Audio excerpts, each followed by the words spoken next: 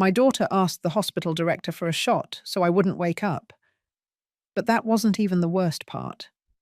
On the third day after my surgery, I was headed to the restroom near the operating room when I overheard a conversation between my daughter and the hospital director. The words sliced through the half-open door like knives. "She already signed the estate documents," she said. "Tomorrow morning give her the shot so she won't wake up, and 25% is yours." I was frozen in the hallway, clinging to my IV pole. I couldn't believe what I was hearing. My own daughter, Virginia, the girl I had raised alone after her father left us, was negotiating my death as if she were buying groceries. But then I heard something that made everything 1,000 times worse. Dr. Roberts' voice replied with a chilling calm. "This isn't the first time we've done this, Virginia," he said. "No one suspects a thing when a 67-year-old patient doesn't wake up after surgery. We'll say there were complications." I felt my world collapsing. It wasn't just my daughter's betrayal. It was a criminal plot. It was a business of death they had carried out before.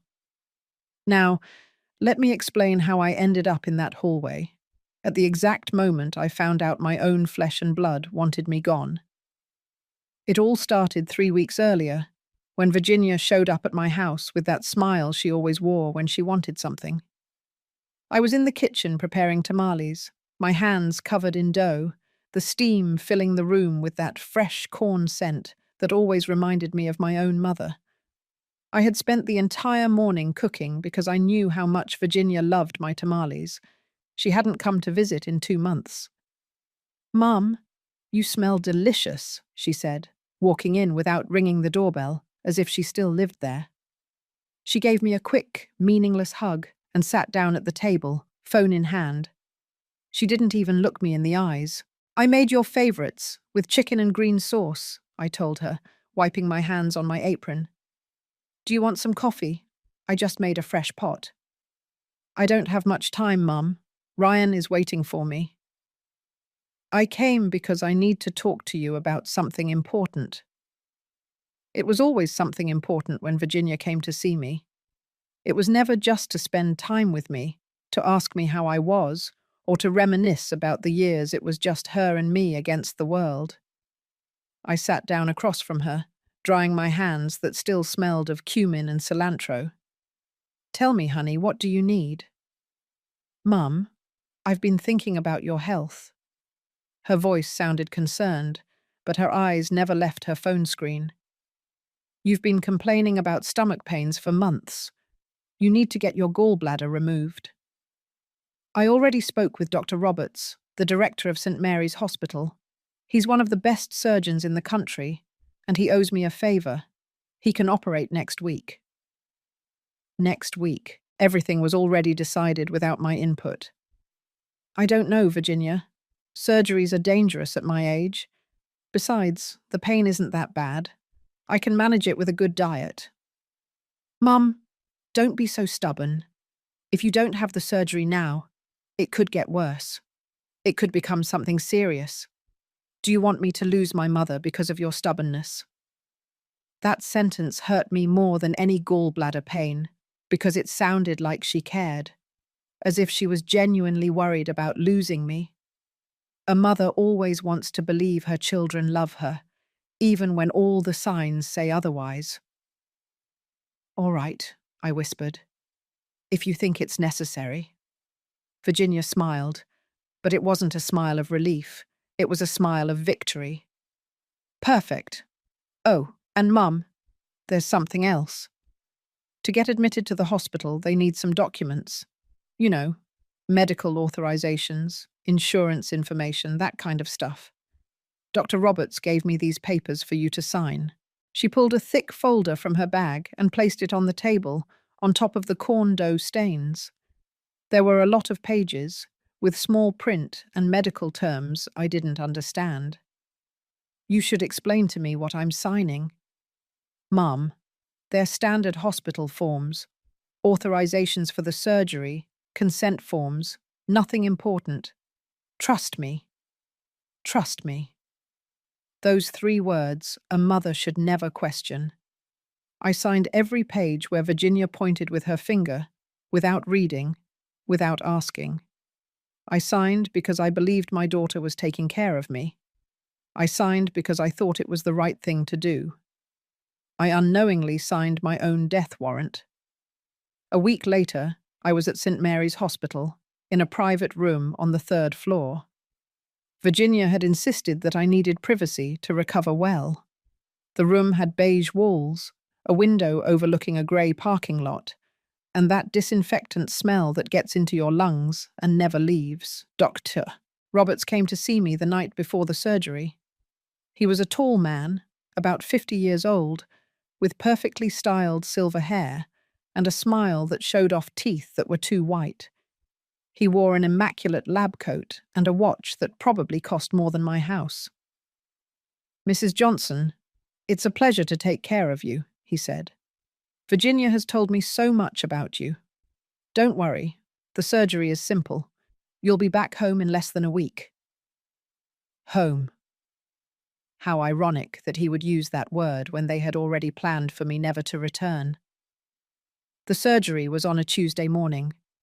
I remember the ceiling of the operating room, the bright lights that looked like artificial suns, the oxygen mask covering my face, the voice of a nurse telling me to count backward from 10. I got to 7 before everything went black. I woke up with a dull ache in my abdomen and a mouth as dry as paper. Virginia was sitting next to my bed, but she wasn't looking at me. She was texting on her phone, her perfectly painted coral nails tapping the screen with urgency. "How do you feel, Mum?" she asked without looking up. "Sore. I'm really thirsty. I'll tell the nurse to get you some water. You need to rest. Dr. Roberts says everything went perfectly." Perfectly. That word also sounded strange coming from her.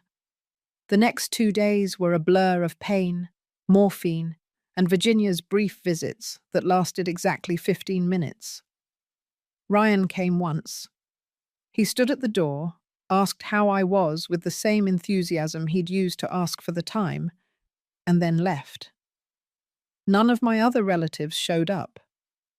Virginia had told them I needed absolute rest, that visitors were forbidden. On the 3rd day, I felt a little better. The pain had lessened, and I could stand up with help.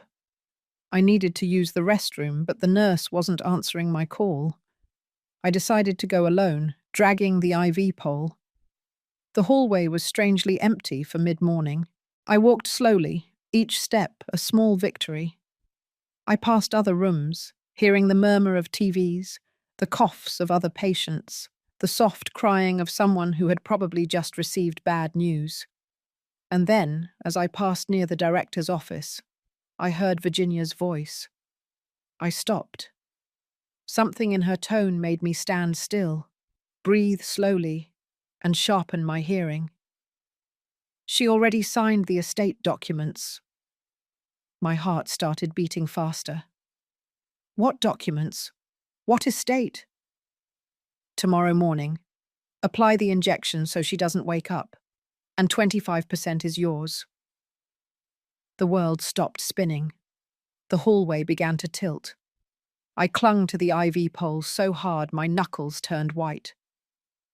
"This isn't the first time we've done this, Virginia. No one suspects when a 67-year-old patient doesn't wake up after surgery. We'll say there were complications." There it was. The confirmation that it wasn't paranoia. It wasn't my imagination. My daughter was planning to murder me, and the doctor I had trusted was her accomplice. My legs gave out. I stood there, in that empty hallway, feeling every word from that office bury me a little deeper. I wanted to run, to scream, to break down that door and confront them, but my body was paralyzed by fear and betrayal. "And are you sure she signed everything?" Dr. Roberts asked. His voice sounded so casual, as if he were discussing the lunch menu. "Completely sure. She signed the estate transfer, the power of attorney, everything. My lawyer already has the documents recorded. As soon as she dies, The property automatically passes to my name. $800,000, doctor. It's a huge estate in the suburbs, with a colonial-style house included. $800,000. That was the value of my life to my own daughter. The estate my mother had left me, where Virginia had grown up, where we had planted trees together, where I had taught her how to ride a bike, all of it reduced to a number in a bank account. Ryan already has interested buyers, Virginia continued. People from the city who want to turn it into a boutique hotel. They want to pay in cash, quick and clean. Perfect, Roberts replied. So tomorrow at 6 in the morning. That's when the nurse shifts change, fewer witnesses. I'll inject potassium chloride directly into her IV. It will cause immediate cardiac arrest. It'll look completely natural.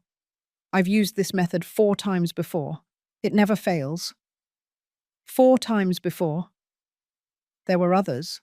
Other children, other families, other elderly people murdered in this hospital while everyone believed it was God's will or complications of old age. And the autopsy? Virginia's voice sounded worried now. There won't be an autopsy. I'll sign the death certificate. I'll put post-operative complications, age-related heart failure. It's what I always put. The authorities never question my word. I've been the director of this hospital for 15 years. Esmeralda was 67 and had just had surgery. It all makes sense. I felt nauseous, not from the surgery, but from the ease with which they spoke of killing me, as if I were a mere transaction, an obstacle between them and the money. My brother doesn't suspect anything, does he? Virginia asked. Then I remembered I had a brother, Stephen, who lived in another state. He didn't even know I was in the hospital. No one suspects anything. Besides, you're the only legal heir according to the documents she signed. Your brother won't be able to claim a thing. I heard the sound of a chair moving. They were getting up. They were about to come out. I panicked. If they saw me there, they'd know I had heard everything. Maybe they'd move up the plan. Maybe that shot would come tonight instead of tomorrow. I desperately turned the IV pole and started to walk back to my room as fast as my post-op body would allow. Every step was agony. The surgical wound burned. I felt the stitches were going to burst, but I couldn't stop. I reached my room just as I heard the office door open. I scrambled into bed, closed my eyes, and tried to control my ragged, noisy breathing. My heart was beating so hard I was sure they could hear it from the hallway. I heard Virginia's heels approaching. She walked into my room. I stayed completely still, pretending to be asleep, praying she wouldn't notice the cold sweat on my forehead, the trembling of my hands beneath the sheets. Still asleep, Virginia murmured. I felt her presence near my bed. I could smell her expensive perfume, that scent of jasmine and vanilla that I had once found so elegant and now made me sick. She stood there for several seconds that felt like hours. Was she thinking of doing it right now? Was she considering suffocating me with the pillow to get the plan done sooner? Finally, I heard her footsteps walking away. The door closed softly. I opened my eyes and stared at the ceiling. Tears began to roll down my cheeks, and I couldn't stop them. They weren't tears of sadness. They were tears of rage, of helplessness, of a betrayal so deep I felt it had torn out my soul. How had I ended up here? At what point had my daughter become this? I remembered the nights she was sick as a child, and I'd stay awake by her bed, putting cool cloths on her forehead. I remembered the times I worked 2 jobs to pay for her college because her father never sent a dime. I remembered her graduation, when she hugged me and said everything she was, she owed to me. Lies. It had all been a lie. I looked at the clock on the wall. It was 11 in the morning. I had 19 hours before Dr. Roberts came in with that lethal injection. 19 hours to decide if I'd stay here and wait for death, or if I would fight. My body was weak. I had just had surgery. I had tubes connected to me, a fresh wound in my abdomen, legs that could barely hold me up. But I had something more important. I had the truth, and I had 19 hours. I sat up in bed slowly. Every movement was a reminder that my body wasn't ready for what my mind needed to do. I disconnected the oxygen monitor from my finger. An alarm immediately started to blare. A nurse came running in seconds later. She was young, maybe about 30, with her hair in a ponytail and kind eyes. Her name tag said Jade. "Mrs. Johnson, are you all right? Your monitor disconnected." I stared at her, trying to read in her eyes if she was part of the plan, if she knew what Roberts and Virginia had planned. I needed to trust someone, but how could I know who? "I need to talk to you," I whispered, "but close the door first." Jade looked at me, confused, but she obeyed. She closed the door and came closer to my bed. "What's wrong? Are you in pain? Do you need more medication? I need to get out of this hospital. Tonight. And I need you to help me." Her eyes widened in surprise. "Mom, you just had surgery. You can't leave. You could have complications, an infection, internal bleeding. If I stay here, I'm going to die. But not from medical complications. I'm going to die because my daughter and Dr. Roberts are going to murder me tomorrow morning to get my property." The words came out rushed, desperate. I expected Jade to think I was delirious from the medication, to call security, to sedate me and leave me there to my fate. But she didn't. Her face changed. The surprise turned into something darker, deeper. Recognition. "Tell me everything," she said in a low voice, looking toward the door as if she feared someone might be listening. "Tell me exactly what you heard." And at that moment, I knew I had found the right person. Because in her eyes, I didn't see disbelief. I saw something worse. I saw confirmation. I told her everything. Every word I had heard in that hallway. The signed documents, the planned injection, the potassium chloride, the 4 times before, the $800,000. When I finished, Jade sat in the chair by my bed. Her hands were trembling. "My mother died in this hospital 2 years ago," she said, her voice breaking. She was 71. She came in for a simple hip surgery. Everything went well, according to Dr. Roberts. But 3 days later, she had a heart attack. He said they were complications, that it was normal at her age. He signed the death certificate that same night. There was no autopsy. My sister and I never understood what happened because Mum was doing fine. She was recovering perfectly. She wiped her tears with the back of her hand. 2 weeks later, my sister sold Mum's house, a huge house downtown. It was worth like $1 million. I never saw a single cent. My sister said Mum had signed documents, leaving everything to her before she died. The silence between us was heavy, loaded with shared pain and rage. "Help me get out of here," I begged her. "Help me, and I'll help you find out what really happened to your mother." Jade nodded. "My shift ends at 10 o'clock tonight. There's less staff then. I'll bring you some regular clothes and disconnect your IV. You'll have to walk to the parking lot. Do you think you can do it?" "I'll walk, even if I have to crawl." The next few hours were the longest of my life. Every minute dragged on as if time itself knew I was in danger. Virginia came back at 3 in the afternoon with Ryan. They walked into my room with fake, worried faces that made me want to throw up. "Mom, how are you feeling?" Virginia leaned in to kiss my forehead. Her breath smelled of expensive coffee and lies. I had to use all my willpower not to pull away, not to scream in her face that I knew everything.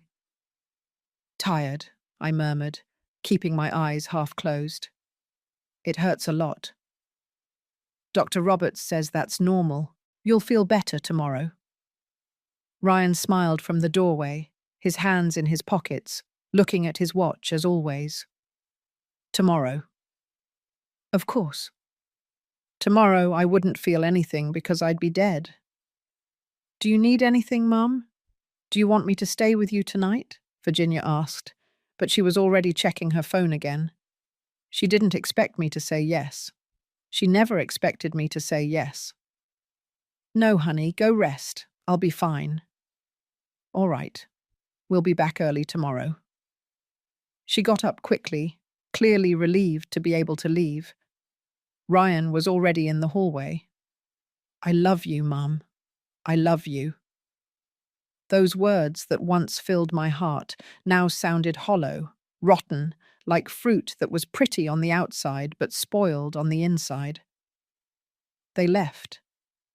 I heard their footsteps fading down the hall, their voices whispering something I couldn't make out, and then silence. I closed my eyes, and the tears came again. I couldn't control them. I cried for the daughter I thought I had and who never existed. I cried for all the years I spent working to give her everything. I cried for the foolish woman who had signed those documents without reading because she trusted her own flesh and blood blindly. But after the tears comes the rage, and rage is much more useful than sadness. At 7 in the evening, they brought dinner, a watery soup that tasted like cardboard and green jello that looked like melted plastic. I didn't touch a thing. I needed to be alert. I needed to have strength for what was to come. Jade came in at 8 to check my vital signs. There was another nurse with her, an older woman who looked at everything suspiciously. Jade didn't look me in the eyes. She just did her work in silence and left. I got the message. Not yet. We had to wait. 9 o'clock came with torturous slowness. I heard the shift change in the hallway, voices saying goodbye, hurried footsteps of people leaving. The hospital grew quieter, darker, as if it knew that terrible things happened within its walls when the world was asleep. At 9:30, Jade came in. She was alone this time, carrying a cloth bag. She locked the door from the inside. "We have 20 minutes," she whispered. "After that, the supervisor makes rounds, and if she doesn't find you here, all the alarms will go off." She pulled out a pair of grey sweatpants, a long-sleeved white shirt, and some old sneakers. "They're mine. They'll be too big for you, but it's the best I could get without raising suspicion." She helped me sit up. The pain in my abdomen was intense, like someone was twisting a knife inside me. I took a deep breath, held back a whimper, and let Jade take off the hospital gown. Seeing my body was a shock. The surgical wound was a red, swollen line covered with bandages. I had bruises all over from the shots and IVs. It looked like a battleground.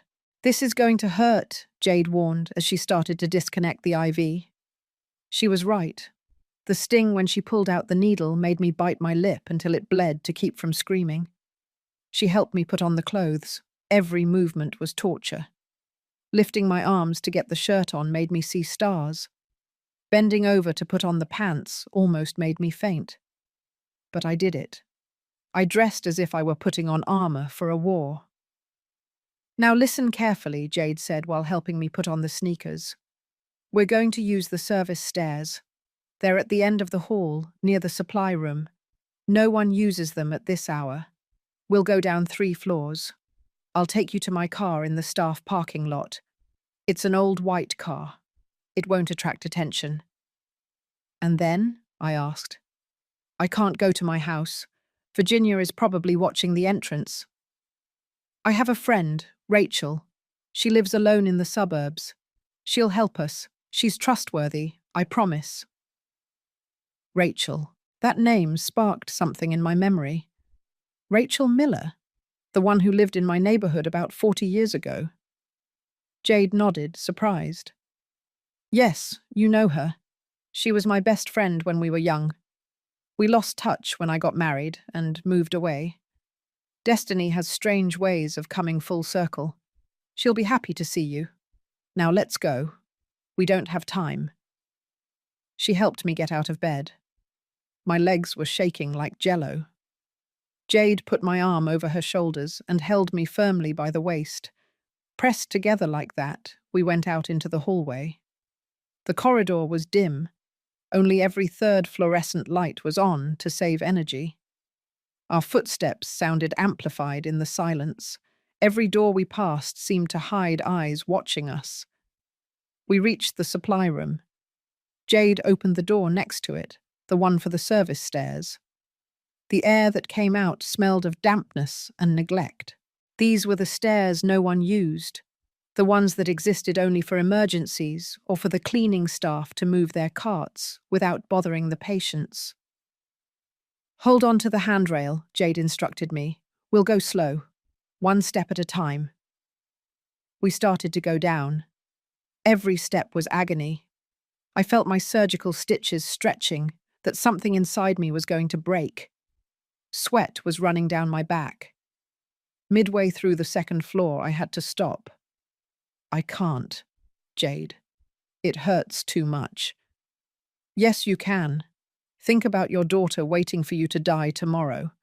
Think about Dr. Roberts preparing that shot. Think about all the people they killed before you.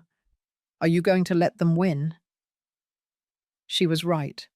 The rage gave me strength again. I kept going down, step after step, floor after floor, until we finally reached the ground floor. Jade opened the door carefully. We were in a service hallway near the hospital kitchen. I could smell reheated food and industrial disinfectant. There was a security guard at the end of the corridor, but his back was to us, looking at something on his phone. "Quickly," Jade said. "It leads directly to the parking lot." The fresh night air hit my face like a slap. It was October, it was cold, and I was only wearing that thin shirt. But that air meant freedom. It meant I was still alive. The parking lot was poorly lit. Shadows of trees moved in the wind, creating threatening shapes. Jade guided me between the cars until we reached a small white one with a dented back bumper. "Get in quick," she said as she opened the passenger door.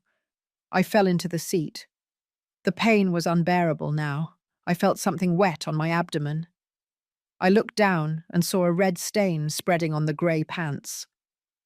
"I'm bleeding," I said in a shaky voice. Jade saw the stain and turned pale. "Damn it." Some of the stitches came open. "Hold on. We're going to Rachel's. She'll know what to do." She started the car, and we left the parking lot. I looked in the side mirror and saw St. Mary's Hospital getting smaller. That white building I had entered trusting they would heal me, which was actually my planned grave. We drove in silence on empty streets. It was almost 10 o'clock at night, and the city seemed like a ghost town. The lights from the street lamps passed by, creating hypnotic patterns. I pressed on my abdomen, trying to stop the bleeding, feeling my shirt get soaked with warm blood. "How much farther?" I asked in a weak voice. 20 minutes. Hang in there, Esmeralda. We're almost there." 20 minutes. 20 minutes in which I could bleed to death. 20 minutes in which the hospital would discover my absence. 20 minutes in which Virginia would receive the call saying her mother had escaped. I closed my eyes and tried not to think about the pain. I tried not to think about the blood. Instead, I thought about all the years I had lived being invisible, being the perfect mother, the sacrificial woman, the one who always gave and never asked for anything in return. I had spent 67 years pleasing others, putting their needs before my own, believing that was the definition of love.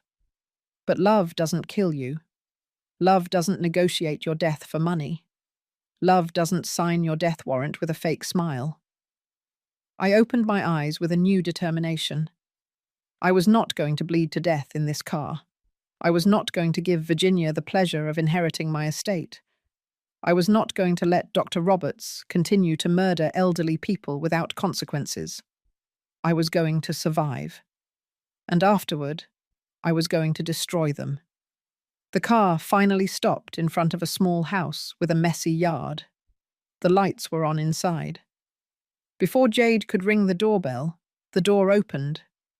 A woman my age appeared in the doorway, white hair pulled back in a bun, deep wrinkles around eyes I had once known very well. I hadn't seen her in 40 years, but I recognized her immediately. "Rachel." My voice came out broken. She stared at me, and I saw her eyes fill with tears. "Esmeralda, my God, is that you?" "I need help," I whispered it before my legs gave out and everything went black. I woke up in a bed that wasn't mine, covered in sheets that smelled of lavender and fabric softener. The room was dim, with only a small lamp on the nightstand. It took me a few seconds to remember where I was and why every inch of my body screamed with pain. "You're awake!" Rachel's voice came from a chair in the corner. She came to the bed with a steaming cup in her hands. "You've been asleep for 6 hours. You fainted at my door. You almost scared me to death." I tried to sit up, but the pain stopped me. Rachel helped me sit up, arranging pillows behind my back. Slowly, Jade took care of the wound as best she could. Some stitches came undone, but we managed to stop the bleeding. It's not perfect, but it'll keep you alive. "Where is Jade?" "She had to go back to the hospital before they noticed she was gone, but she'll be back tomorrow after her shift." Rachel offered me the cup. "Drink this. It's chamomile with honey. It'll help with the pain." I took the cup with trembling hands. The warm liquid went down my throat like a hug from the inside. "Thank you, Rachel. You don't know how much it means that you helped me without asking questions." "Oh, I asked a lot of questions. Jade told me everything while we were taking care of you." She sat on the edge of the bed. Her face showed a mix of rage and sadness. "Your own daughter, Esmeralda. Your own flesh and blood planning to kill you. I can't believe it." Neither could I, until I heard her words with my own ears. I took another sip of tea, feeling the warmth bring back a little bit of my humanity. "Do you remember when we were young and you told me my biggest flaw was trusting people too much?" Rachel smiled sadly. "I remember. And I remember when you met that man, Virginia's father. I warned you he wasn't good, that he only wanted your money, your estate. You were right. He left when Virginia was 5 years old. He took everything he could carry and never came back. I stopped talking to you after that because I was too ashamed to admit you had been right. We were so foolish," Rachel sighed. "We lost 40 years of friendship because of pride. We're not going to lose another day." I extended my hand, and she took it. Her fingers were as wrinkled as mine, marked by time and work, but her grip was strong. "Rachel, I need your help, not just to hide. I need to stop Virginia and Dr. Roberts.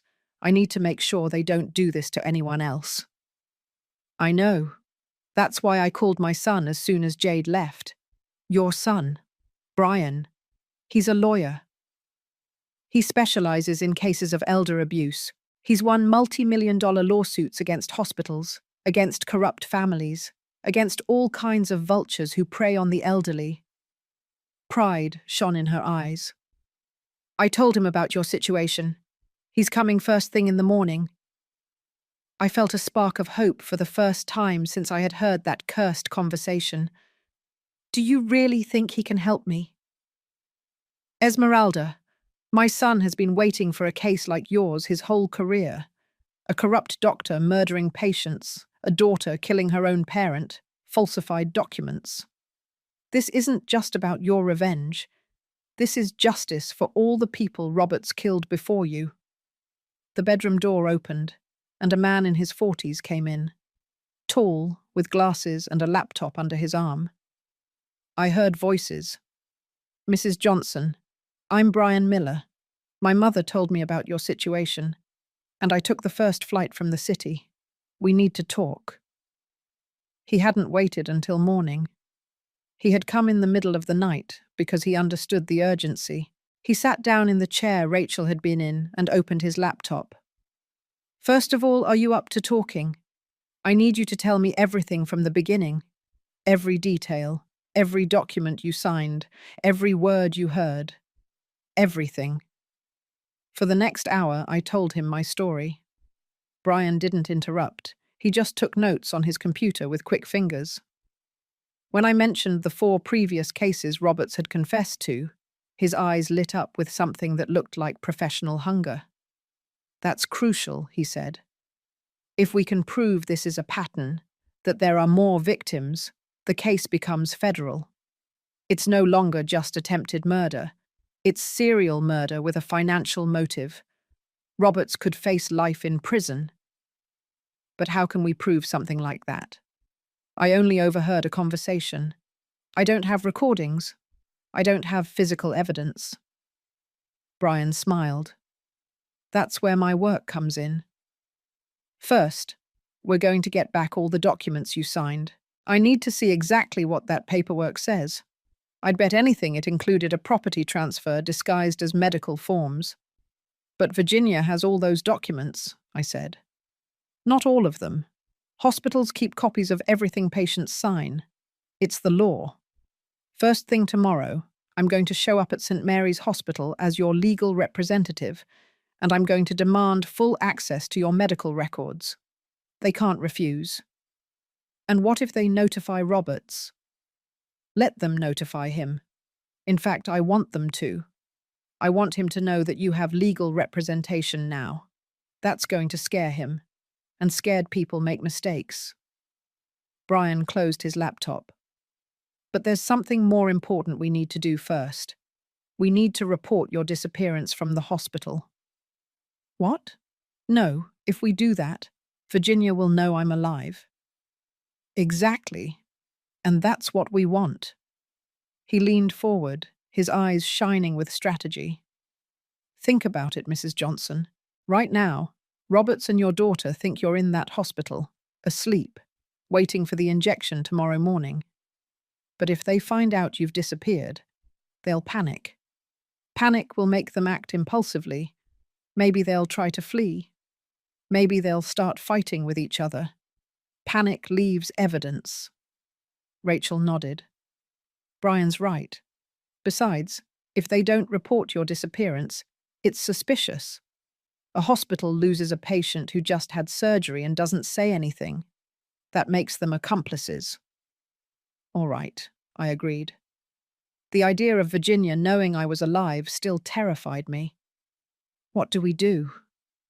I'll call the hospital in an hour when it's morning. I'll say I'm your lawyer and that my client has disappeared from her room. I'll demand they check the security cameras, call the police, and start a search protocol. All by the book. Brian got up. In the meantime, you need to rest. Tomorrow will be a long day. When he left, Rachel helped me lie back down. Are you scared? She asked as she turned off the light. I'm terrified, I admitted. But I'm also furious. And fury is stronger than fear. That's my Esmeralda, she said softly. The brave girl I knew so long ago is still in there. I was left alone in the darkness, listening to the night sounds of an unfamiliar house. Every creak made me jump. Every shadow seemed like Virginia coming to finish the job. But also, for the first time in days, I felt something like hope. I didn't sleep much that night. The physical pain was constant, but the emotional pain was worse. I kept replaying every moment of Virginia's life, looking for signs I should have seen. When had she turned into a monster? Or had she always been like this? And I had been too blinded by a mother's love to notice it. I remembered when she was 12 and her pet hamster died. She cried for days, or so I thought. Now I wondered if those tears had been real, or just another performance. I remembered her wedding to Ryan. I had paid for everything because they said they had no money. $20,000 on an event that lasted 6 hours. They didn't even include me in the important family photos. I remembered every forgotten birthday, every unreturned call, every broken promise. The signs had always been there. I just didn't want to see them. At 6 in the morning, I heard movement in the house. Rachel was making coffee, and Brian was talking on the phone in a low voice. I got up with difficulty, every muscle protesting. I looked at myself in the small mirror in the room and barely recognized the woman who looked back at me. Pale, with deep circles under my eyes, hair messy, but my eyes. My eyes had something new, determination, suppressed rage, a thirst for justice. I got dressed in the clothes Rachel had left for me, a long brown skirt and a long-sleeved cream-coloured shirt. They were a little big, but at least they were clean and not stained with blood like last night's. When I left the room, Brian was in the living room with his phone to his ear. He signalled for me to wait. Yes, I understand.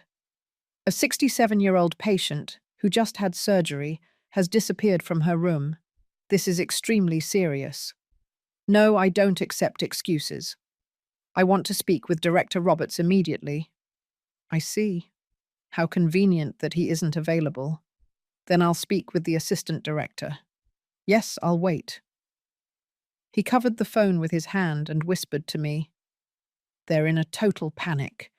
They say they checked your room at 6 this morning and you weren't there. They've been searching the entire hospital for the last half hour. I felt a dark satisfaction imagining Roberts receiving that news. I imagined his face filled with horror as he realized his victim had escaped. Yes, I'm here, Brian said, turning back to the phone. Assistant Director Mendez, I'm attorney Brian Miller, and I represent Mrs. Esmeralda Johnson. My client disappeared from your hospital under extremely suspicious circumstances. I demand immediate access to all security footage, her complete medical records, and the names of all staff who had contact with her in the last 24 hours. Furthermore, I want an explanation as to why Director Roberts is suddenly unavailable when a critical patient disappears under his supervision. There was a long pause. I could hear a shrill female voice on the other end, although I couldn't make out the words. I don't care about your internal policies. Brian's voice became as hard as steel. You have 2 hours to gather everything I've requested, or I will file a lawsuit not only for medical malpractice, but for possible involvement in an attempted murder. And believe me, Assistant Director, when the media finds out that a private hospital lost a recently operated elderly patient, your reputation will be destroyed. 2 hours. He hung up and looked at me with a fierce smile. The game has begun. Brian's phone started ringing 20 minutes later. It was an unknown number. He put it on speaker so we could all hear. Attorney Miller. The voice was male, soft and controlled. I immediately recognized that tone. It was Dr. Roberts. Speaking. Who's calling? This is Dr. Roberts, Director of St. Mary's Hospital. I've just been informed of the situation with Mrs. Esmeralda Johnson. I want to assure you we're doing everything we can to locate her. We have staff searching the entire hospital. We've checked the security cameras. And what did you find on those cameras? There was a pause. Nothing conclusive yet. It seems she left via the service stairs around 10 o'clock last night, but we lose her trail after that. How convenient that your cameras work in some places but not in others. Attorney Miller, I assure you there is nothing sinister here.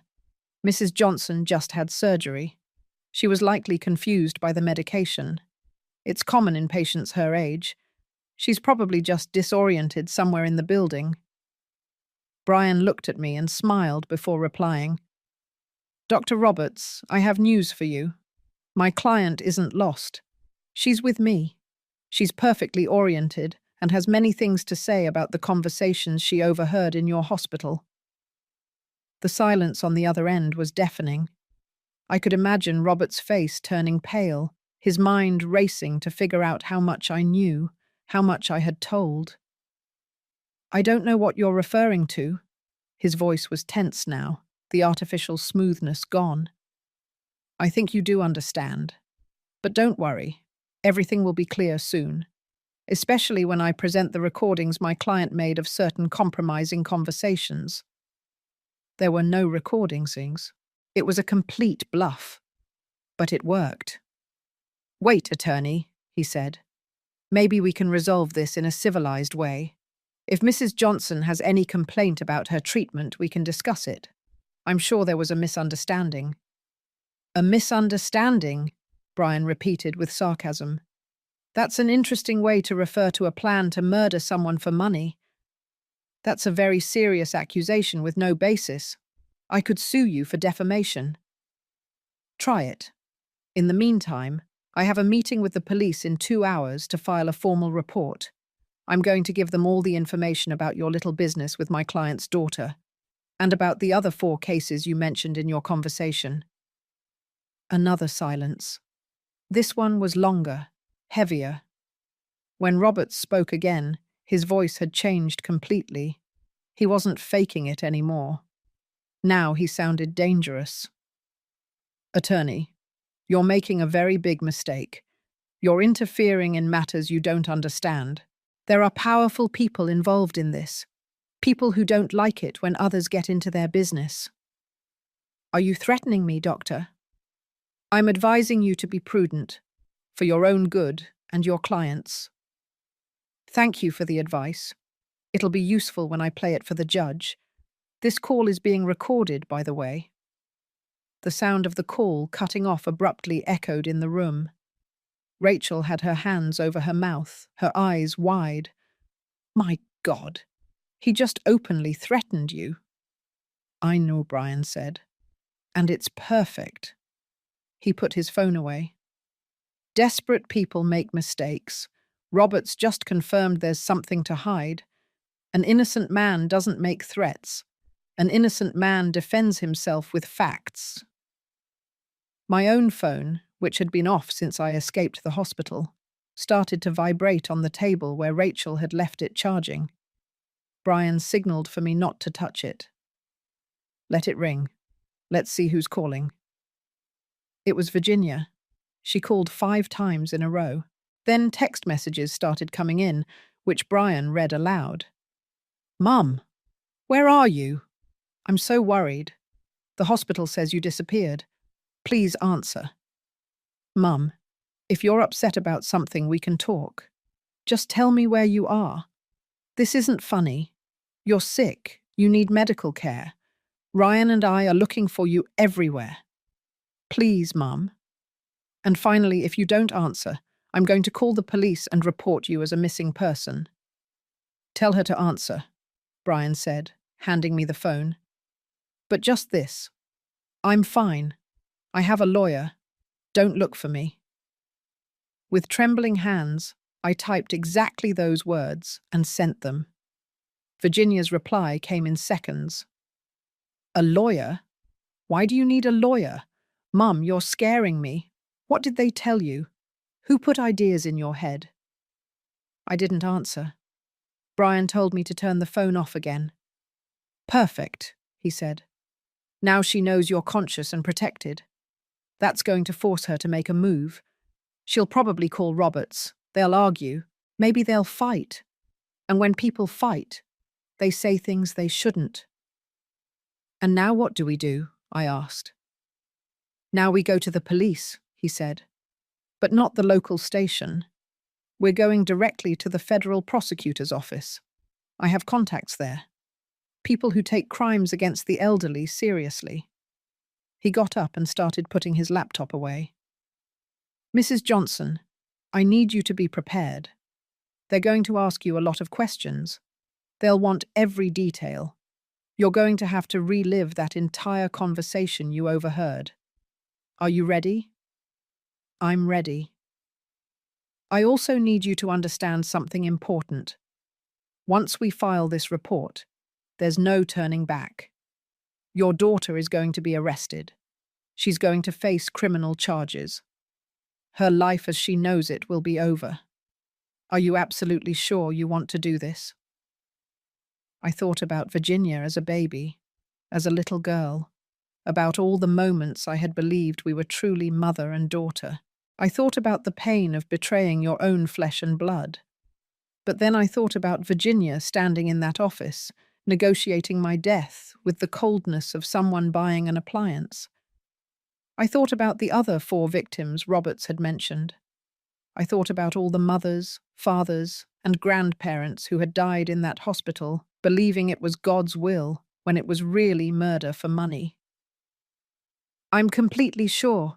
She stopped being my daughter when she decided to kill me. Now she's just a criminal who needs to pay for what she did. Brian nodded in approval. Then let's go. Rachel, can you stay here in case anyone comes looking for Esmeralda? Of course. I have a baseball bat under my bed and I'm not afraid to use it. We left the house through the back door, toward where Brian had parked his rental car. It was a grey sedan, discreet, perfect for not attracting attention. He helped me get in. Every movement was still painful, but the anger gave me strength I didn't know I had. As we drove toward the city, I looked out the window at the streets I had known my whole life. My neighborhood, the bakery where I bought pastries on Sundays, the park where Virginia played as a child. Everything looked the same, but nothing would ever be the same again. What are you thinking about? Brian asked. I'm thinking about how I spent 67 years trying to be good, trying to be the perfect mother, the woman who never causes problems, who always forgives, who always understands. And all I got was for my own daughter to think she could kill me without consequences. It wasn't your fault. I know, but it still hurts. It hurts to know that being good doesn't protect you, that loving doesn't guarantee you'll be loved back. We arrived at a large building downtown. Federal offices, the sign said. Brian helped me out, and we went in through thick glass doors that opened with a key card. I have an appointment with Prosecutor Ryan Martinez, Brian told the receptionist. They led us to an office on the 5th floor. Prosecutor Martinez was a man in his 50s, with an impeccable suit and a serious expression.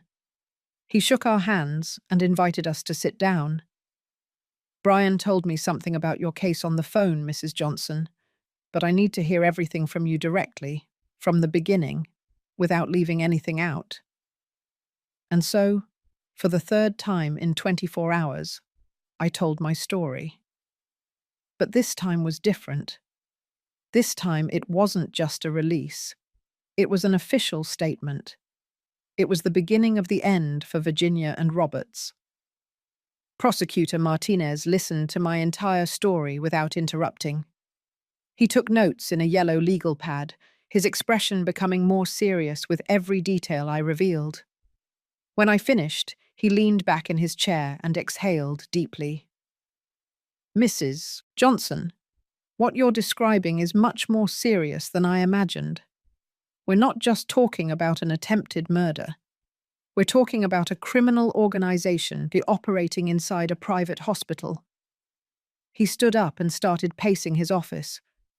If Dr. Roberts really confessed to having done this 4 times before, we need to identify those victims. We need to exhume bodies, review death certificates, investigate suspicious property transfers. How long will all that take? Brian asked. Months, maybe years for a complete case. But I can get immediate arrest warrants based on Mrs. Johnson's testimony and the phone threats Roberts made to you this morning. Martinez sat down again. The problem is, we need more evidence for the charges to stick. Testimony alone isn't enough. We need something concrete. The documents I signed, I said. Virginia said they were already recorded, that as soon as I died, the property would automatically pass to her name. Exactly. Those documents are key. Martinez picked up his phone. I'm going to send investigators to the public property registry right now. If those papers exist, we'll find them. I'll also get a warrant to review all bank accounts for Virginia, Ryan, and Dr. Roberts. Money movements always leave a trail. What about the other cases? I asked. The other 4 people Roberts mentioned. Their families deserve to know the truth. You're right.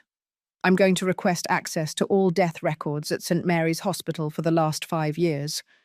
We'll look for patterns. Elderly patients, simple surgeries, unexpected deaths, immediate property transfers after the death. If we find even 2 cases similar to yours, we can prove it's a systematic pattern. Brian leaned forward. Prosecutor, in the meantime, my client is in danger. Roberts and Virginia know she's alive and talking. I don't think they'll just sit still waiting to be arrested. I agree. Mrs. Johnson, I need to place you under witness protection until we arrest the suspects. Witness protection? What does that mean? It means federal agents will guard you 24 hours a day. You'll stay in a safe house. You won't be able to contact anyone outside the investigation circle. You won't be able to go out without an escort. It will be inconvenient, but necessary. The idea of being locked up, hidden like a criminal when I was the victim, made my stomach churn. But I knew he was right. Virginia had shown she was capable of anything for money. She wouldn't hesitate to finish the job if she had the chance. For how long? With any luck, just a few days. I'm going to move on this fast. I have enough to get arrest warrants this very afternoon. Martinez pressed a button on his phone. Marta, connect me with Judge Fernandez. I need urgent arrest warrants. The next 2 hours were a whirlwind of activity. More agents arrived. They took my official statement on video. They photographed my surgical wounds as evidence of the medical procedure. They had me sign dozens of documents I barely read, trusting Brian to review every word. In the mid-afternoon, 2 federal agents, a young woman and a young man, both in dark suits, escorted me to an unmarked car. Rachel had brought a suitcase with clothes for me, and I said goodbye to her with a long embrace. You're going to be okay, she whispered in my ear. You're stronger than you think. Thank you for everything, Rachel. For taking me in. For believing me. For not abandoning me. We've been friends since we were 10 years old, Esmeralda. 40 years of not talking doesn't change that. I would never abandon you. The safe house turned out to be a small apartment in an anonymous building in the suburbs. 2 bedrooms, a basic kitchen, windows with thick curtains that had to remain closed all the time. The agents took turns guarding the door, one inside and one in the hallway. That first night in the safe house, I couldn't sleep. Every noise made me jump. Every shadow seemed like Virginia coming for me. I sat on the sofa looking at the ceiling, thinking about how my life had completely changed in less than a week. 8 days ago, I was just an elderly woman living quietly in her house, cooking tamales, watching TV, waiting for calls from a daughter who rarely called. Now I was a protected witness in a federal criminal case, my own flesh and blood, facing charges of attempted murder. My phone, which the agents had checked and approved, vibrated with a message. It was Brian. Good news. We found the documents at the registry. Just as we suspected, Virginia registered a property transfer in case of death. The papers you signed weren't medical forms. They were legal documents for estate transfer. This proves premeditation. We also found 3 similar cases at the hospital in the last 4 years. Elderly patients, simple surgeries, sudden deaths, immediate property transfers. The arrest warrants are signed. Tomorrow at dawn, Virginia, Ryan, and Roberts will be arrested simultaneously. I read the message 3 times. Tomorrow. Tomorrow my daughter would be arrested. Tomorrow the world would know she had tried to murder her own mother for a property. I should have felt victorious. I should have felt relieved. But all I felt was a huge void where my mother's heart had once been. I replied, "Thank you, Brian, for everything. Rest, Mrs. Johnson. Your justice begins tomorrow." But I didn't rest. I stayed awake all night, imagining the moment of the arrest. Would Virginia scream? Would she cry? Would she try to deny everything? Or would she finally show her true, unmasked face? At 5 in the morning, one of the agents brought me coffee. Prosecutor Martinez authorized you to watch the news if you want. The arrests will begin in an hour. It'll probably be on all the channels. I turned on the TV and waited. The morning news showed the weather, traffic, unimportant stories. And then, at 6:30 in the morning, the screen switched to a special alert. Federal operation at a private hospital. Director arrested for patient murders. My heart beat faster. There was St. Mary's Hospital on the screen, surrounded by patrol cars with their lights on. Federal agents entering in formation. And then, the image I had been both waiting for and dreading.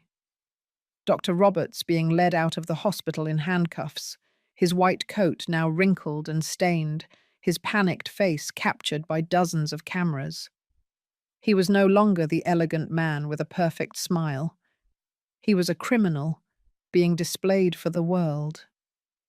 Dr. Marcus Roberts, director of St. Mary's Hospital, was arrested this morning, accused of multiple murders of elderly patients for financial gain.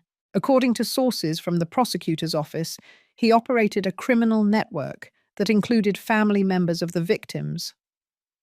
The image then changed to another scene. A house in a neighborhood I recognized. Virginia's house, agents knocking on the door, Ryan opening it in his pajamas looking confused, and then Virginia appearing behind him, and her face when she saw the handcuffs. That face will be etched in my memory forever. It wasn't fear. It wasn't surprise. It was pure rage. Rage that her plan had failed. Rage that she had been caught. She screamed something the cameras didn't capture clearly, but I knew what she was saying. She was cursing. She was blaming me. Even in her moment of defeat, I was the villain in her story. I watched the arrests repeated on every news channel. Each station had a different angle, but the story was the same. A respectable hospital turned into a scene of murders for money. A daughter who tried to kill her mother. A doctor who betrayed his Hippocratic oath. My name didn't appear in the initial news reports. Prosecutor Martinez had protected me, referring to me only as the surviving victim who exposed the criminal network. But I knew it was only a matter of time before my identity came to light. In small towns like ours, secrets didn't last long. Brian arrived at the apartment that afternoon with a tired smile and a thick folder under his arm. "We have more than we expected," he said, collapsing onto the sofa. When they arrested Roberts, he tried to make a deal. He offered to provide information about other cases in exchange for a reduced sentence. And what did he say? He confirmed the 4 previous cases. He gave us names, dates, amounts. He even kept records. Can you believe it? He had a notebook hidden in his office with everything documented. The amounts he received, the properties transferred, the methods used. The man is a sociopath, but he's also meticulous. Why would someone keep evidence of their own crimes? Ego, control, or maybe as insurance in case his partners tried to betray him? Brian opened the folder. Here are the confirmed victims. Mr. Stephen Vargas, 72, died after hip surgery. His niece inherited a house valued at $500,000. Mrs. Amalia Reyes, 70. I stopped him. You said Amalia Reyes? Yes, she's the mother of the nurse who helped me escape. Jade told me her mother had died in that hospital, and that she always suspected something wasn't right. Brian closed his eyes, processing the information. So Nurse Jade not only saved you, she used you to avenge her own mother. Brilliant and understandable. Where is she now? Did they arrest her too? No. She cooperated with the investigation from the beginning. In fact, she went to the prosecutor with additional information about irregularities at the hospital. She's being treated as a protected witness, just like you. I felt relieved. Jade didn't deserve to be punished for helping me. She had lost her mother to the same greed that almost killed me. And Virginia? I asked, though I wasn't sure I wanted to know the answer. What did she say when they arrested her? Brian hesitated. Are you sure you want to know? I need to know. She denied everything. She said you were senile, that you were making up stories, that the documents you signed were legitimate, and that you knew exactly what you were signing. She blamed Dr. Roberts for manipulating her. She said he convinced her that you wanted to die, that you were suffering, and it was an act of mercy. The words hit me like punches. Even now, caught, exposed, Virginia was still denying her guilt. She was still trying to paint me as the crazy, confused, lying one. And Ryan? He broke down in the first hour of questioning. He confessed everything. He said Virginia planned it all for months, that she was the one who contacted Roberts, who investigated his previous cases, who convinced him to include her in the next plan. Ryan says he was just following orders, that he was afraid of Virginia. Afraid of Virginia? Apparently your daughter has a temper she kept hidden. Ryan showed pictures of bruises, threatening messages. He says she controlled all the money, all the decisions, that if he didn't cooperate, she would leave him with nothing. A twisted part of me felt something like satisfaction. Virginia had spent years making me feel small, insignificant, dramatic.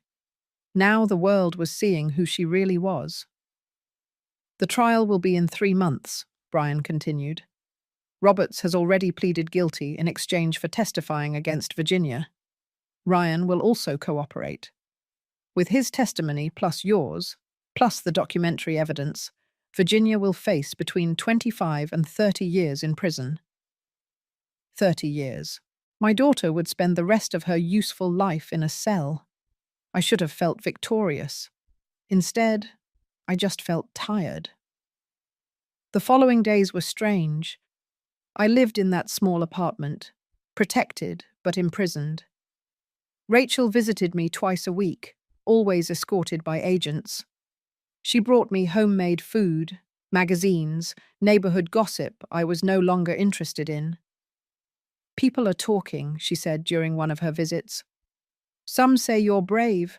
Others say a mother should never put her daughter in prison, no matter what she did. And what do you think? I think you did what you had to do.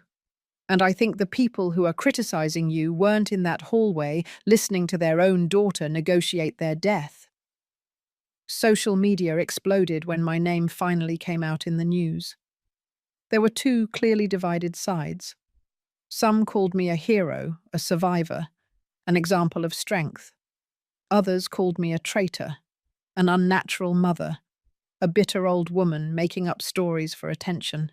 Virginia had managed to get some journalists to publish her version. Senile mother falsely accuses loving daughter, one headline read. Family misunderstanding ends in legal tragedy, said another. Brian had warned me not to read the comments, but I couldn't help it. I needed to know what people were saying, how they saw me. Mothers always exaggerate. I'm sure the daughter just wanted to help. Old people forget things. She probably signed everything voluntarily and now she doesn't remember. How sad that a family is destroyed over money. They should forgive each other and move on. Every ignorant comment infuriated me more. Forgive? Move on? As if planning a murder was a disagreement about where to spend Christmas. But there were other messages too. Hundreds, thousands of women sharing their own stories. Daughters who had stolen from their mothers.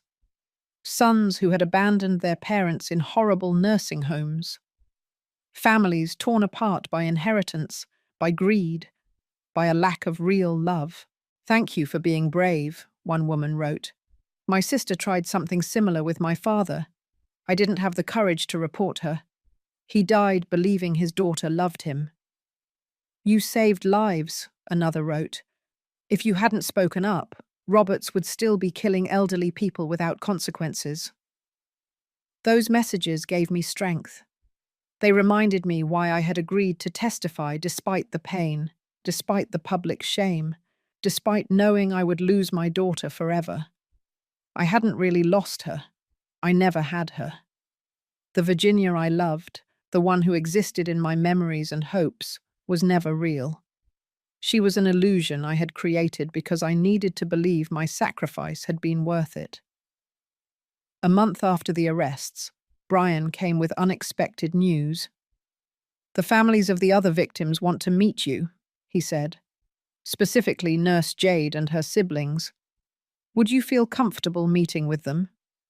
The meeting was arranged at the prosecutor's offices. It was a neutral, safe space, with enough privacy to share our pain without spectators. Jade arrived with two other people, a man in his 40s who introduced himself as her younger brother and an older woman who turned out to be her aunt. They all had red eyes from crying so much. "Mrs. Johnson," Jade hugged me tightly. "Thank you. Thank you for having the courage I didn't have. You saved my life, Jade. I should be thanking you. When my mother died, I knew something was wrong. I felt it in my bones, but I had no proof, no way to prove it. My sister had manipulated everything perfectly." Tears flowed freely now. "I spent 2 years hating myself for not doing anything. And then you came, and I heard your story, and I knew God was giving me a second chance." Her brother spoke then. "Our older sister, the one who inherited everything, fled the country when the arrests were announced. She's somewhere in Europe spending the money from Mum's house, but at least now we know the truth. We know Mum didn't die of natural causes, that she was murdered, and even though we can't bring her back, we can honor her memory by making sure Roberts pays." The 3 months until the trial passed in a strange blur of legal preparations and therapy. Prosecutor Martinez insisted I see a psychologist specializing in family trauma. At first, I resisted. I wasn't crazy. I didn't need therapy. But Brian convinced me. "It's not because you're crazy, Esmeralda. It's because no human being should have to process what you went through alone. You need help to heal." The doctor's name was Patricia. She was a woman in her 50s with a soft voice and infinite patience. In our first session, I just cried. I cried for 2 hours straight, releasing decades of pain I had kept hidden, pretending to be strong. "Tell me about Virginia when she was a little girl," she asked in our third session. And so I began to dig into memories I had conveniently buried. I remembered things I had forgotten, like when Virginia was 8, and she drowned the neighbor's cat because it meowed too much. I had excused it as a childish accident. Or when she was 15 and stole money from my purse, and when I confronted her, she made me feel guilty for not trusting her. Or when she turned 21 and asked me to co-sign a loan she never paid, ruining my credit. The signs were always there. I just didn't want to see them because accepting them meant admitting I had failed as a mother. "You didn't fail," Patricia said firmly. "Virginia was born with something broken inside. Some people simply lack empathy. You can be the best mother in the world and still raise someone incapable of genuine love. It's not your fault." Those words released me from a guilt I had carried without knowing it. It wasn't my fault. I had done the best I could with what I had. The rest was Virginia's responsibility. Meanwhile, the case grew. Prosecutor Martinez discovered 2 additional victims, bringing the total to 7 elderly people murdered in 5 years. Each family had the same story. Simple surgery, unexpected death, quick property transfer, Dr. Roberts signing certificates without autopsies. The hospital faced multi-million-dollar lawsuits. Several staff members were fired for negligence. The board of directors resigned as a group. St. Mary's Hospital, which had been a respected institution for 30 years, was now synonymous with corruption and death. 2 weeks before the trial, I received a letter. It came from the prison where Virginia was awaiting trial. Brian handed it to me with a serious expression. "You don't have to read it if you don't want to." But I needed to read it. I needed to see if she would finally show some remorse, some humanity. I opened the envelope with trembling hands. The handwriting was Virginia's, that perfect calligraphy I had taught her when she was 6 years old. "Mum, I hope you're proud of yourself. You destroyed our family over a misunderstanding. All I did was think about your future, about making sure you didn't end up alone and abandoned in a horrible nursing home. But you, in your senile paranoia, misunderstood my intentions. You hired expensive lawyers. You humiliated me publicly. You took everything away from me. Now I'm in prison while you play the victim in front of the cameras. I hope you can live with that guilt.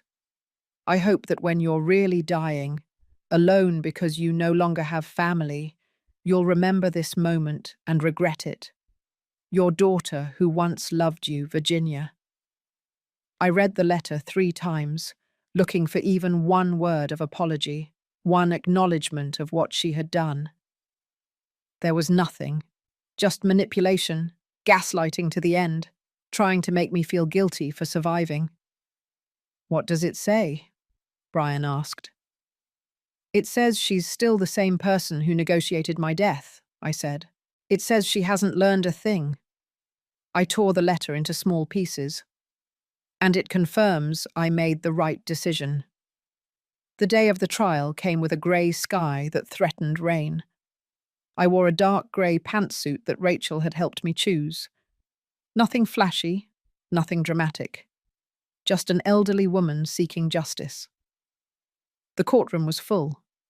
I recognized family members of the other victims, journalists with cameras, curious people who wanted to see the show.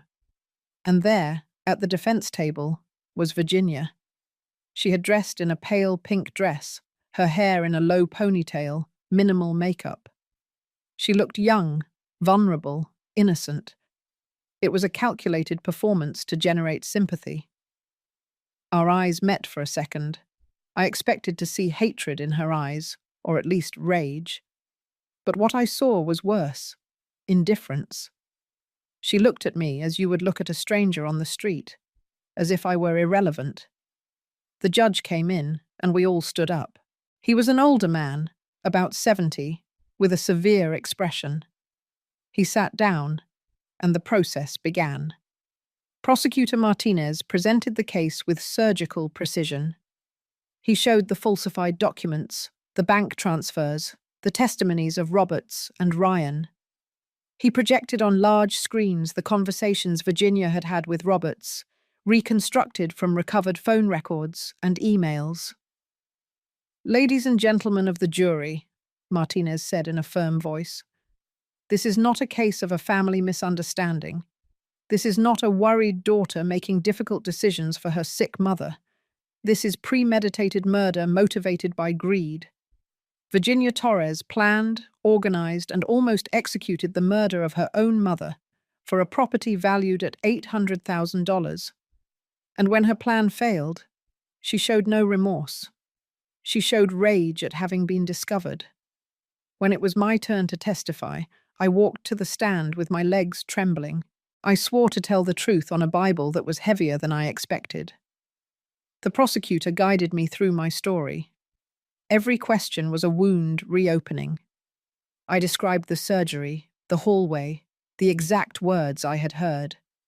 My voice broke several times, but I didn't cry. I wouldn't give Virginia the satisfaction of seeing me weak. "Mrs. Johnson," Martinez said, "do you have any doubt that your daughter was planning to kill you?" "No doubt at all."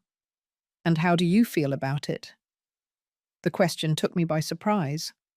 I looked at Virginia, who was watching me without expression. "I feel betrayed," I said. "I feel furious. But most of all, I feel free. free from the illusion that I ever had a daughter who loved me. The truth hurts, but the lie hurts more. Virginia's lawyer, a young man in an expensive suit, tried to discredit me during cross-examination. He suggested my post-operative medication had caused hallucinations. He suggested my age made me unreliable. He suggested I had misinterpreted an innocent conversation. "Mrs. Johnson, isn't it true that you voluntarily signed the transfer documents?" he asked. "I signed what my daughter told me were medical forms," I said. "She lied to me. Or maybe you didn't read them carefully, and now you're looking to blame someone else." "I read them with the trust of a mother who believes in her daughter," I replied. "That was my only mistake." "Isn't it possible that the conversation you claim to have overheard was about something completely different? That your mind, affected by the trauma of the surgery, created a narrative that didn't exist?" I leaned toward the microphone. "Young man, I heard my daughter offer $200,000 to Dr. Roberts to inject me with potassium chloride while I was asleep. I heard the doctor confirm he had done it 4 times before. I wasn't hallucinating. I wasn't confused. I was lucid and terrified. And your client knows exactly what she said because Dr. Roberts has already confirmed everything under oath." The lawyer had no response to that. The trial lasted 2 weeks. Testimonies, evidence, arguments. The families of the other victims also testified, each story more heartbreaking than the last. Finally, the jury retired to deliberate. They told us it could take days. It took 4 hours. When they returned, their faces said it all. On the charge of first-degree attempted murder, how does the jury find the defendant? Guilty. On the charge of conspiracy to commit murder, how does the jury find the defendant? Guilty. Guilty on all counts. 30 years in prison without the possibility of parole for 25 years. Virginia didn't react.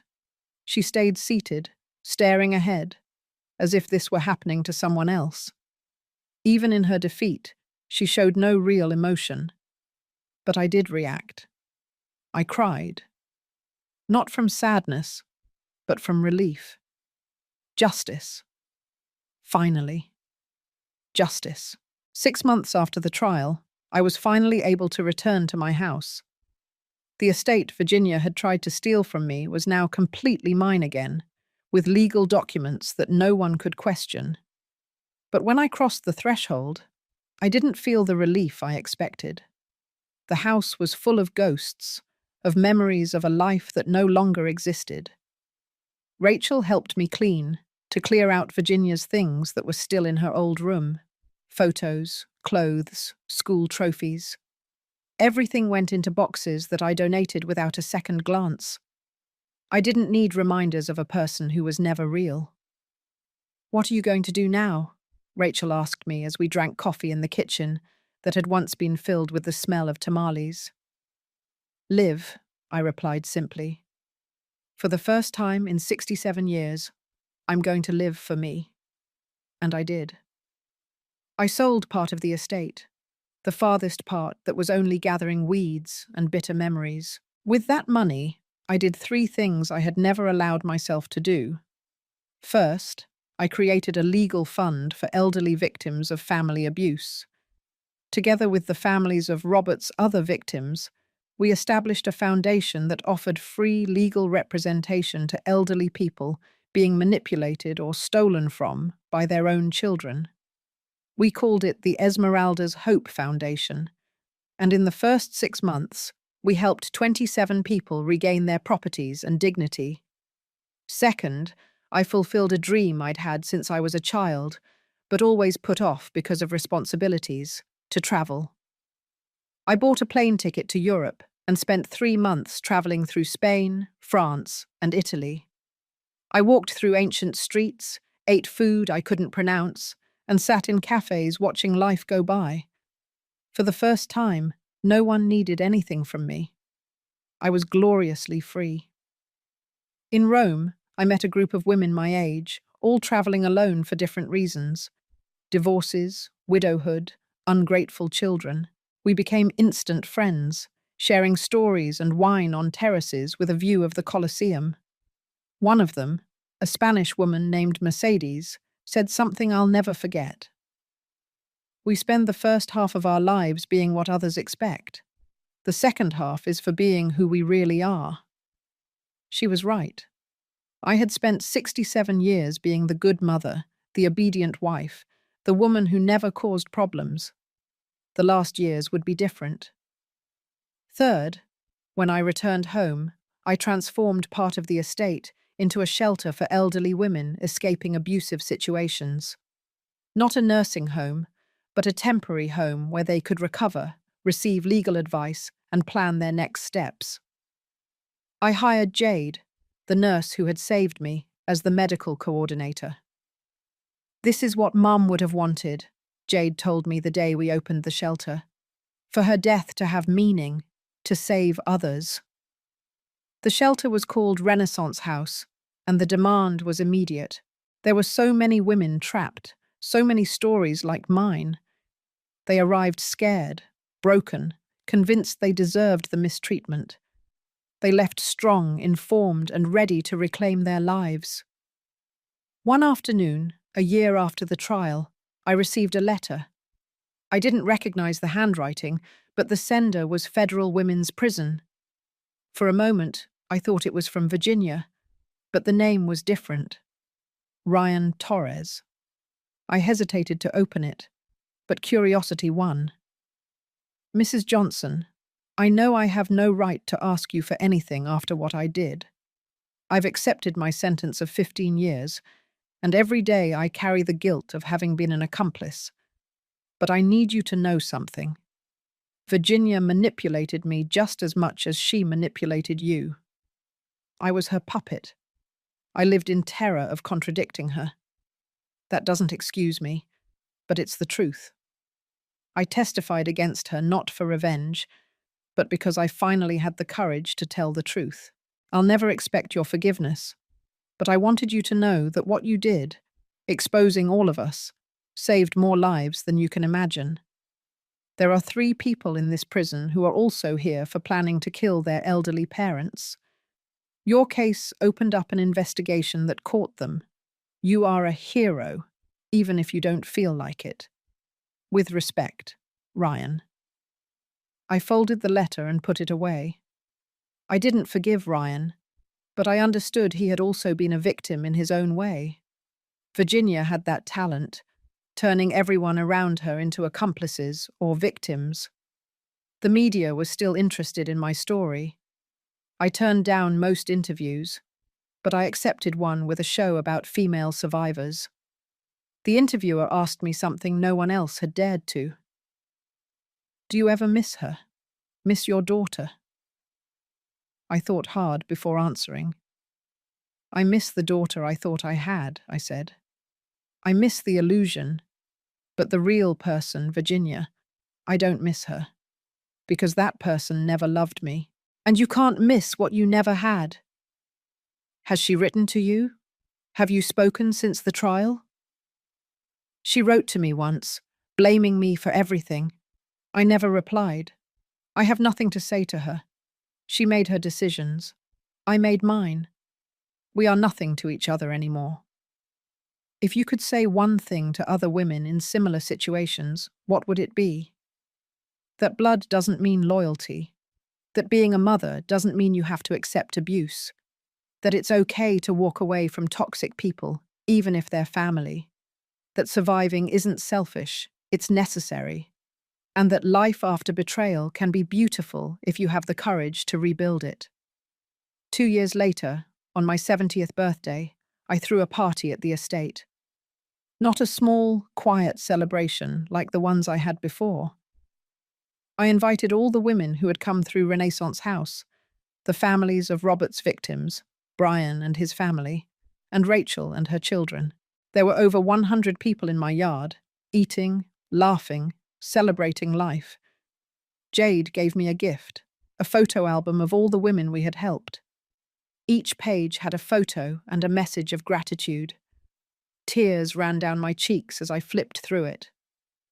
Thank you for showing me I'm not crazy. Thank you for giving me courage. Thank you for proving we can start over. See, Jade said, your pain wasn't in vain. You saved all these lives. That night, after everyone had left, I sat alone on the porch, watching the stars. I thought about the entire journey from that hospital hallway, where I heard the words that changed my life, from the terror of that night to the peace of this moment. It hadn't been easy. There were nights of crying, days of doubt, moments when I questioned if it was worth it to destroy my own daughter. But then I remembered she was already destroyed on the inside. I just exposed the truth, and the truth, while painful, had set me free. I looked at my reflection in the window. A 70-year-old woman with wrinkles earned by experience, with silver hair, tired but peaceful eyes. She wasn't the woman who had entered that hospital 2 years ago. That woman had died in that hallway. This woman was new, reborn, free. And this woman, finally, was ready to live every day she had left on her own terms. Without guilt, without apologies, without fear. Because I had survived the worst thing a mother can face. And if I survived that, I could survive anything. The rest of my life would be mine, just mine.